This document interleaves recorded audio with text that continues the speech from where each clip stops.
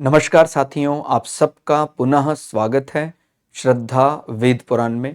तो आज के श्लोक अर्थ में भगवान श्री कृष्ण अर्जुन को समझाते हुए कहते हैं, जिनके सब पाप नष्ट हो गए हैं, जिनके सब संशय ज्ञान के द्वारा निवृत्त हो गए हैं, जो संपूर्ण प्राणियों के हित में रत है और जिनका जीता हुआ मन निश्चल भाव से परमात्मा में स्थित है, वे ब्रह्मवेत्ता पुरुष शांत ब्रह्म को प्राप्त होते हैं।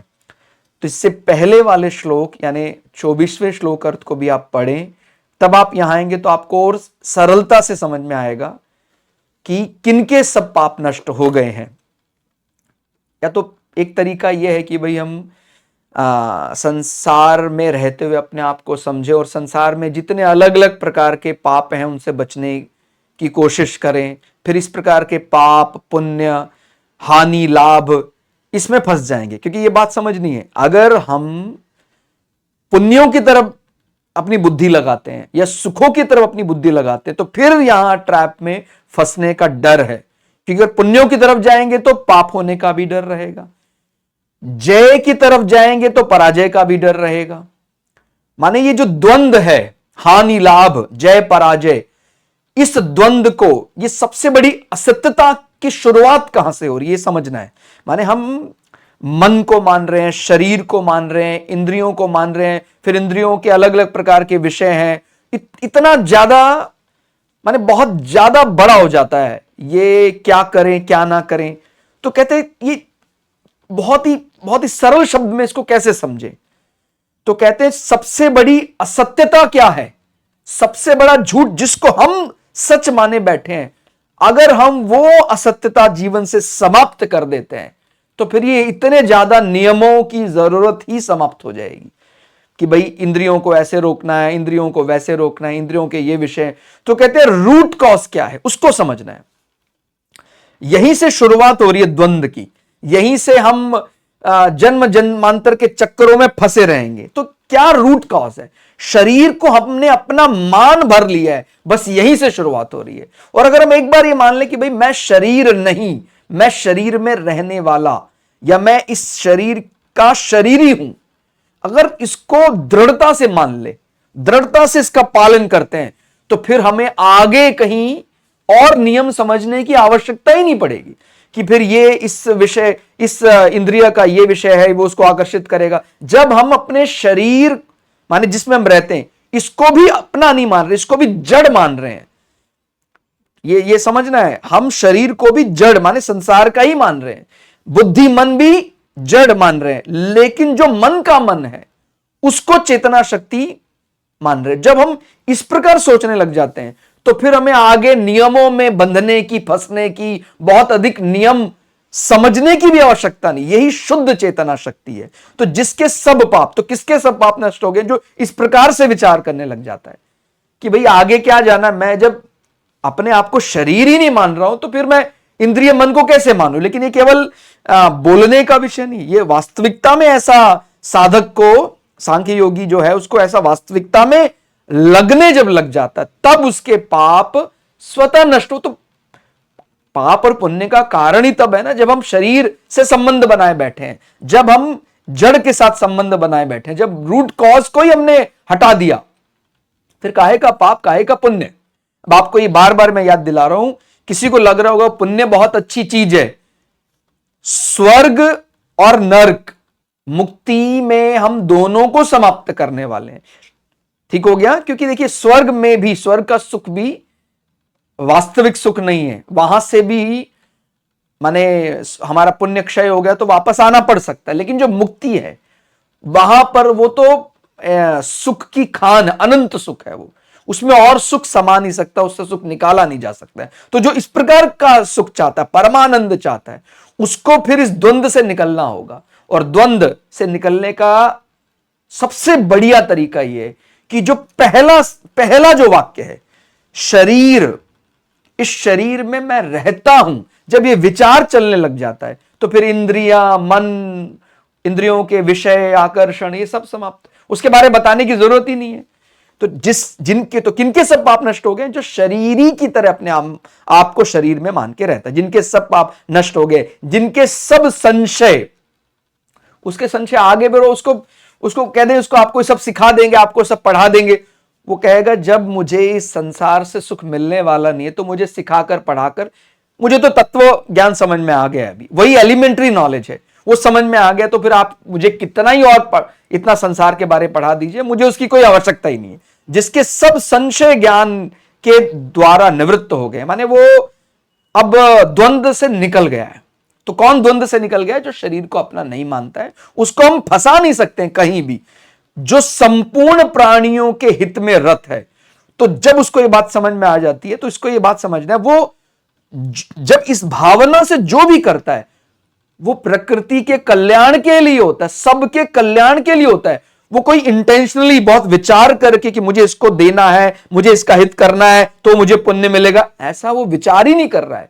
वो जो भी कर रहा है वो संसार प्राणी मात्र के हित के लिए अपने आप हो जाता है। ठीक हो गया।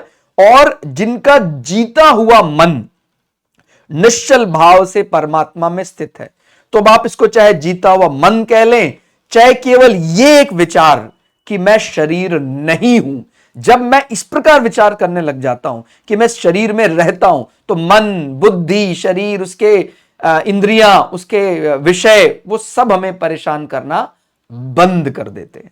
ठीक हो गया। तो उसको आप जीता हुआ मन कह लीजिए, उसको शरीर और शरीरी का अंतर समझना कह लीजिए। वे ब्रह्मवेत्ता पुरुष शांत ब्रह्म को प्राप्त हो जाते हैं। तो वो शांत समुद्र की तरह, ब्रह्म यदि कहें तो वो अनंत समुद्र जैसे शांत है, उसमें जल का मिलना, जल का निकलना कोई प्रभाव नहीं डाल सकता है। इसी प्रकार से ब्रह्म, उसमें कितने जीव समा गए, कितने निकल गए, वो वैसा का वैसा ही है। ठीक हो गया। तो हम भी जो एक उस ब्रह्म का ही हिस्सा है, जिस प्रकार उस महान महासागर से जल की कुछ बूंदे कुछ समय के लिए अलग हो जाती है, वो अपने आप को अलग मानने लग जाती है, लेकिन है वो उसी महासागर का हिस्सा। तो जैसे उसमें विलीन हो जाएगी, महासागर बन जाएगी। ऐसे ही हम जो चेतना शक्ति है, हम जो आत्मस्वरूप है, जैसे ही परमात्मा में विलीन हो जाते तो हम समझ जाते हैं हम भी उस महासागर का ही हिस्सा है। थोड़ा सा और सरल शब्दों में समझे तो नित्य सत्य तत्व की प्राप्ति का दृढ़ लक्ष्य होने के कारण साधकों को शरीर, इंद्रिय, मन, बुद्धि वश में करने नहीं पड़ते। वो एलिमेंट्री नॉलेज उनको सत्य, जैसे मैंने बोला, सबसे बड़ा झूठ क्या है, सबसे बड़ा असत्य क्या है? मैं, मेरा, ये शरीर। अगर हम केवल इस रूट कॉज को किसी तरह खत्म कर दें, सारी आगे जो द्वंद्व हैं, पाप, पुण्य, हानि, लाभ, वो सब अपने आप नष्ट हो जाएंगे। तो जब हम सत्यता की तरफ जा रहे हैं तो सबसे पहले तो हमें यह असत्य समाप्त करना पड़ेगा। भाई हम सत्यता को बढ़ाना चाहते हैं, असत्य को समाप्त करना चाहते हैं, तो ये तो सबसे बड़ा असत्य है, माने हम झूठ माने बैठे हैं। मैं कौन हूं? शरीर। शरीर का सुख ही सबसे बड़ा सुख है। जब हम रूट कॉज को ही समाप्त कर देते हैं तो फिर हम धीरे धीरे, अब इसमें ये बात भी समझनी है कि ये संसार में रहते हुए ही संसार को जीता जा सकता है।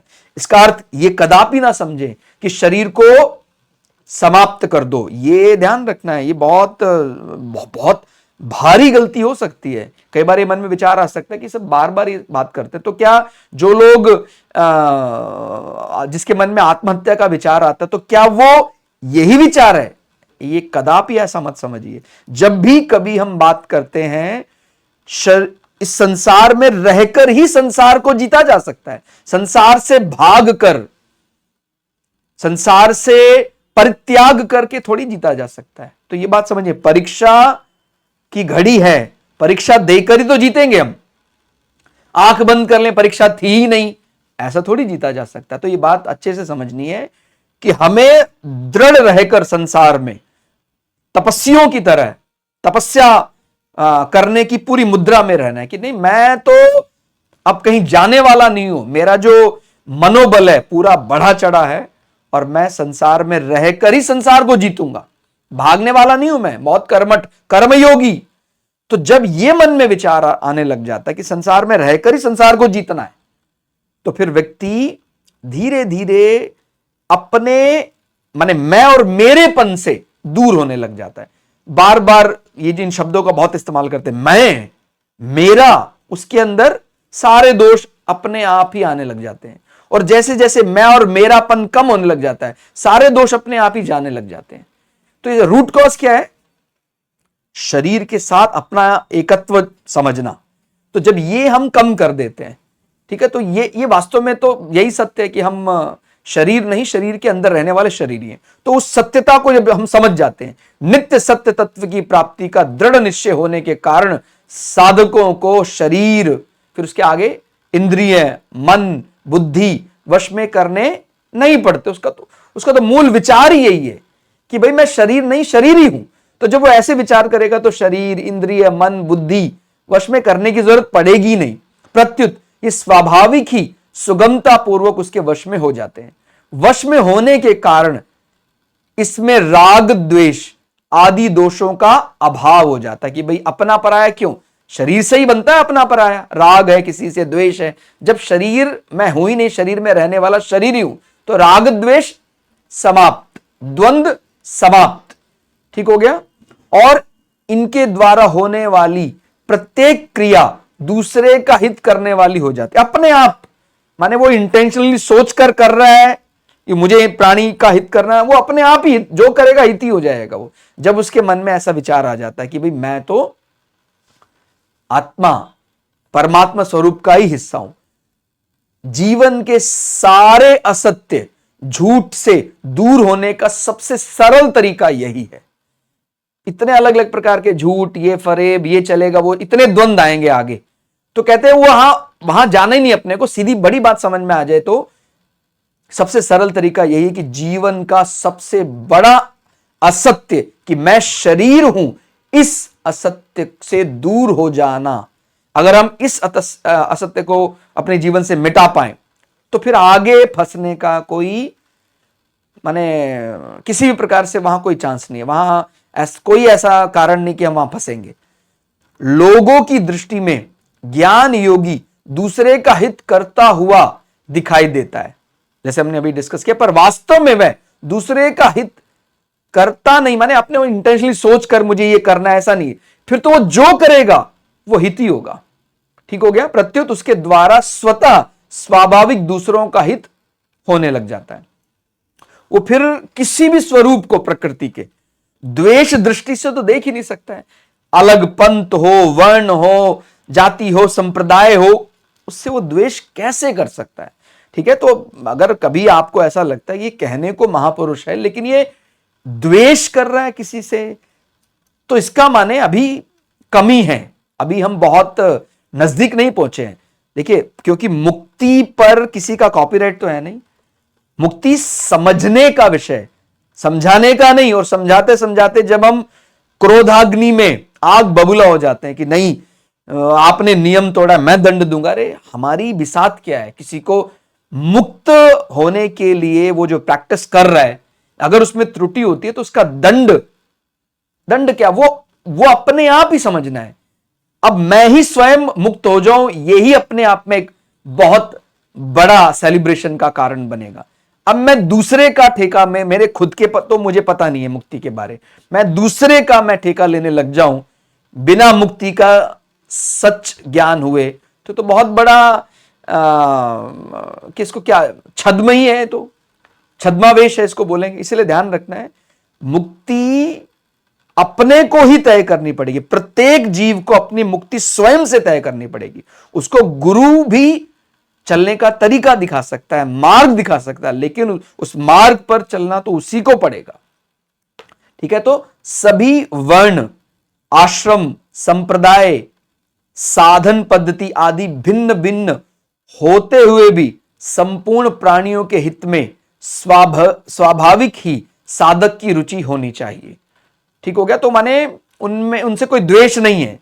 ये माया रूप है, कोई भी रूप है, ये भगवान ने कई बार आपने देखते हैं कि ये युग खराब है, ये लोग खराब है, ये राष्ट्र खराब है, ये जाति खराब है।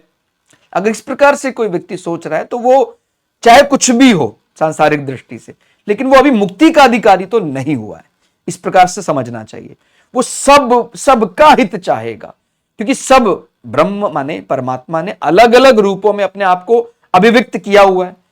अब वो किसी निर्जीव वस्तु को ब्रह्म मान रहा है यदि, और सजीव जीव माने शरीर के रूप में ब्रह्म ने जिसको व्यक्त किया है, जिस रूप को, उससे यदि वो द्वेष कर रहा है, या किसी दूसरी वस्तु से स्थान से वो द्वेष कर रहा है, तो इसका माने अभी पूर्ण नहीं है वो।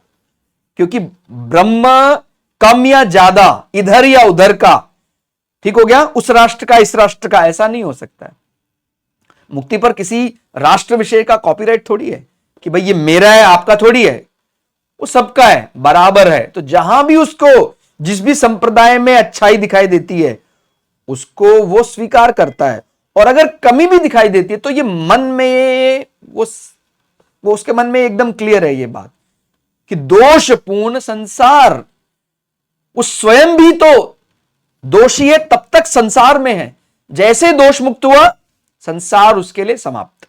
ये ध्यान रखना है, दोष जब समाप्त हो जाएगा तो ब्रह्मी हो जाएगा, वो नजदीक चला जा रहा है। जैसे कोई महापुरुष बहुत ज्ञानी है तो वो दोष अपने जीवन से लगभग समाप्त कर दिया है, लेकिन लगभग समाप्त कर दिया है, अभी समाप्त हुआ नहीं। जैसे समाप्त हो गया, रूट कॉज खत्म, तो ब्रह्म हो गया। तो इस प्रकार से समझना चाहिए कि और सबको सुख पहुंचे, सबका हित हो, कभी किसी को किंचित मात्र भी कष्ट ना हो,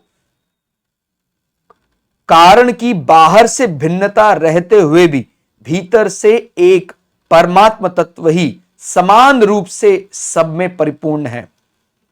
ठीक हो गया, तो बाहर से भिन्नता दिख सकती है, लेकिन भीतर से वो परमात्मा रूप सब में बराबर व्याप्त। इसलिए वो द्वेष करना या किसी से राग करना, किसी पंथ जाति से, वो संभव ही नहीं है।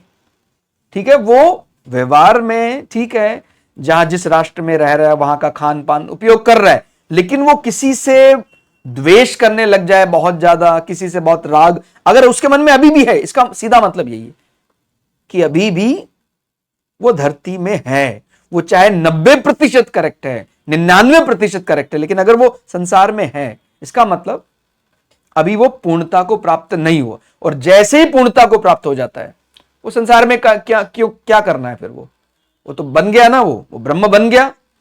तो ये इस प्रकार से समझना चाहिए। अतः प्राणी मात्र के हित से व्यक्तिगत स्वार्थ भाव सुगमता से नष्ट हो जाता है। ठीक हो गया, तो हित के बारे जब विचार करते हैं तो हमारा, मैं, मेरापन बड़ी सुगमता से नष्ट हो जाता है, और परमात्मा तत्व के साथ अपनी अभिन्नता का अनुभव हो जाता है। और ऐसा करते करते, इसकी प्रैक्टिस करता है तो उसको समझ में आ जाता है कि मैं जो शरीरी हूं उस परमात्मा का ही अभिन्न अंग हूं। ये जो आत्मा है वो परमात्मा का ही एक रूप है। तो इस प्रकार से वो समझ जाता है कि वो भी उस महासागर रूपी परमात्मा का ही बूंदे हैं, आत्मा। तो इस प्रकार से व्यक्ति को समझना चाहिए। और अगर वो रूट कॉज माने ये करना है, ये नहीं करना है, फिर इसके ये इंद्रिय हैं, इनके विषय को बुलाते हैं, इन सब विषयों में आगे वो नहीं जाना चाहता है, तो सीधा ये विचार करता रहे कि भाई मैं जब शरीर को ही अपना नहीं मान रहा हूं, मैं तो उस शरीर में रहता हूं चेतना रूप, जब ऐसा विचार करने लग जाएगा तो फिर कहां पुण्य और कहां पाप। और जब ये विचार आ जाएगा तो फिर उसको और अधिक मेहनत कहीं भी किसी भी इंद्रिय को रोकने के लिए नहीं करनी पड़ेगी, और उसके द्वारा किए गए सब कर्म फिर मुक्ति की ओर ले जाने वाले बनेंगे, जिससे संसार का हित ही होगा। इस प्रकार से समझना चाहिए। तो आज के श्लोक अर्थ में फिलहाल इतना ही। श्लोक अर्थ आपको कैसा लगा कमेंट करके जरूर बताइएगा। मिलते हैं अगली क्लास में, तब तक के लिए जय श्री भगु पराशरा, जय श्री शुक्राचार्य, नमस्कार।